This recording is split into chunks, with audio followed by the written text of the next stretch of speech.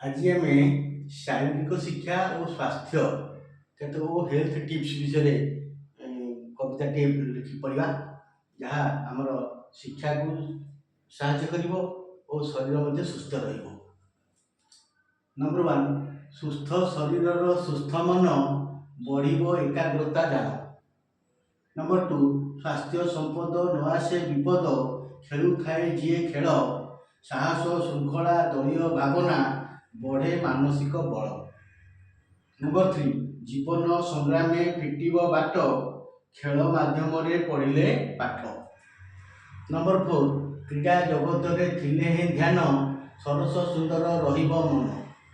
Number 5 जीवन होइब चिर सुंदर नित्य दिन क्रीड़ा अभ्यास कर। नंबर 6 प्रतिदिन पिले व्यायाम कले शरीर तुमर रहिब भले। व्यायाम कले शिक्षा केमती सुंदर हम स्वास्थ्य किभली सुंदर हम आम कविता जानले। Thank you.